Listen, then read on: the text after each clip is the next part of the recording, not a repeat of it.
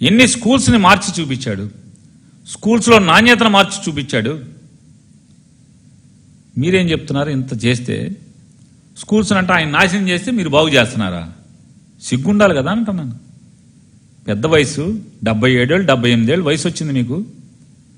ఇంత పచ్చిగా ప్రజలందరూ కళ్ళతో చూస్తున్నటువంటి వాటిని మీరు జగన్మోహన్ రెడ్డి గారు నాశనం చేశారని మీరు మాట్లాడి మీరు బాగు చేశారా?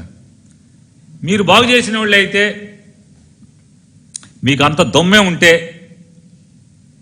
నిన్న ఏంటి గ్రేట్ పేరెంట్ టీచర్స్ మీటింగ్ అనేది పెట్టారు కదా, ఎక్కడ పెట్టారు? ఏదైనా క్లాస్ రూమ్లో పెట్టారా? ఓ సినిమా సెట్టింగ్ వేసి ఎందుకు పెట్టుకునే కర్మ మీకు వచ్చింది? ఎందుకు వచ్చిందంటే మీరు ఏ స్కూల్కి వెళ్ళినా అక్కడ జగన్మోహన్ రెడ్డి గారు ప్రజలకి గుర్తొస్తాడు కాబట్టి. ఆ స్కూల్ మార్చింది జగన్మోహన్ రెడ్డి. ఆ బల్లలు మాత్రం తెచ్చుకున్నారు ఇక్కడికి, ఆ సెట్టింగ్లోకి. ఏం చేశారని ఒక తొంటరి విలేకరు అడిగాడు. సరే జగన్మోహన్ రెడ్డి నాశనం చేశాడు, సరే అండి, మీరేం చేశారంటే మేము ఏంటి గొప్పగా పేరెంట్స్ టీచర్స్ మీటింగ్స్ కండక్ట్ చేశామంట.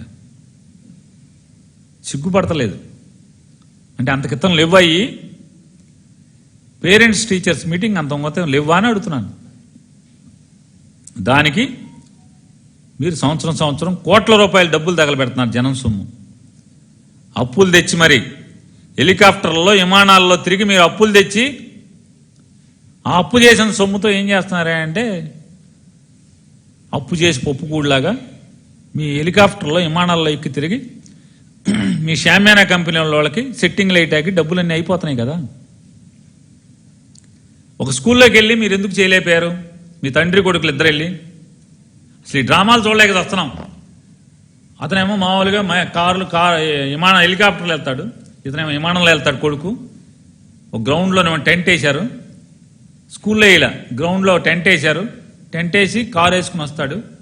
రాగానే కలెక్టర్ గారు ఇంకా ఆఫీసర్లు ఈయన కొడుకు గారు నుంచుంటారు, ఇట్లా స్టిప్గా నుంచుని ఆ నమస్కారం అండి చంద్రబాబు నాయుడు గారు అని పెడతారు.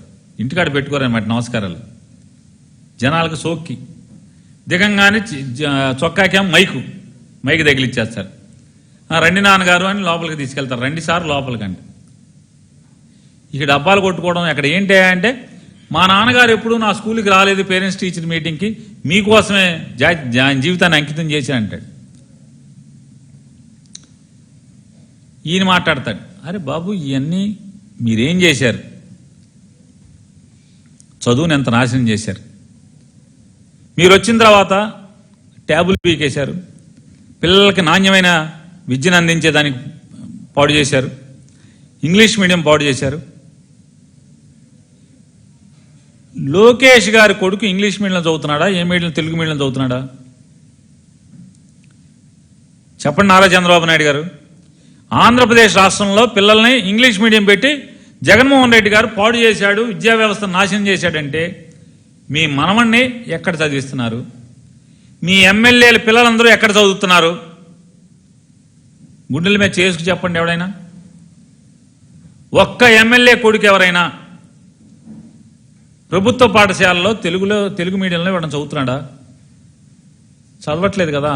మీ ఇంట్లో చదవరు, మీ దగ్గర పనిచేసే వాళ్ళ ఇంట్లో చదవరు, మీ ఎమ్మెల్యేలు చదవరు, మీ మంత్రుల పిల్లలు చదవరు, మీ మంత్రుల మనవాళ్ళు చదవరు. నాశనం చేసింది ఎవరు? ఎందుకు నాశనం చేశారు? ఒకటే అర్థమవుతుంది అంటే పేదవాళ్ళ పిల్లలు బాగా చదువుకుని వాళ్ళు ఎక్కడికో ఎగిరిపోతే పెత్తందారులలో పనిచేయటానికి మనుషులు దొరకరనేటువంటి తప్పుడు ఆలోచనతో తప్పితే మీ ప్రభుత్వం ఎందుకు విద్యా వ్యవస్థలో ఇంగ్లీష్ మీడియం తీసేసింది? వాళ్ళకి నాణ్యమైన విద్యను ఎందుకు అందించట్లేదు? నవీన విద్య ఎందుకు అందించట్లేదు?